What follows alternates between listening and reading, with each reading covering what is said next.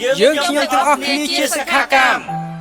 នៃវគ្គអប់រំនយោបាយកម្រិត2ចំនួនទី18សូមអបអរសាទរគូបកប្រជាជននិងសូមបដិញ្ញាចិត្តអនុវត្តឲ្យបានសម្រេចនៅគ្រប់ភារកិច្ចដែលបកបានប្រគល់ជូន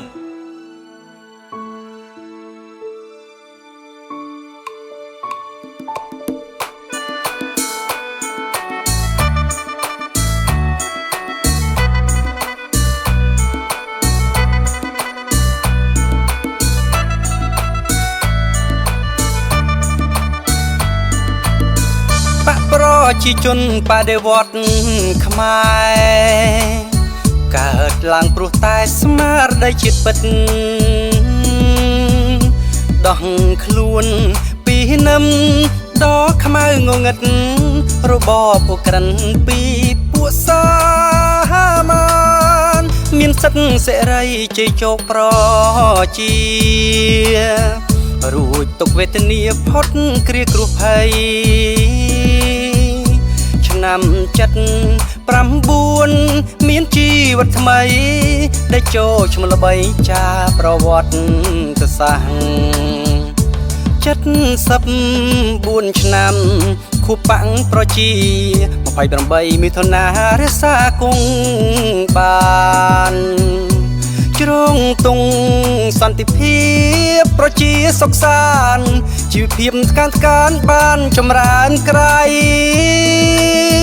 សម្ដេចធិបតីថៃដីកម្ពុជា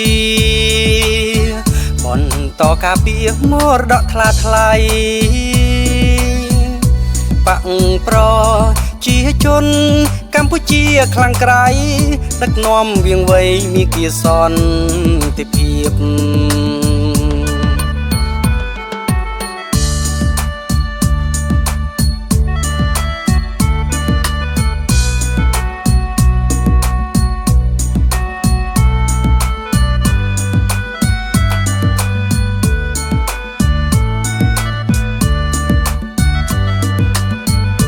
ប្រជាជនបដិវត្ត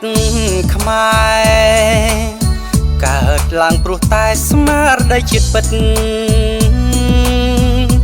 ដោះខ្លួនពីនឹមដ៏ខ្មៅងងឹតរបបពួកក្រិនពីពួកសាមានសិទ្ធិសេរីជ័យជោគប្រជារួចទុកវេទនាផុតគ្រាគ្រោះភ័យ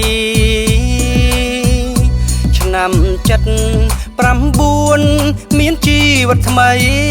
ដែលចូលឈ្មោះល្បីចាប្រវត្តិសាស្ត្រ74ឆ្នាំខួបបាំងប្រជា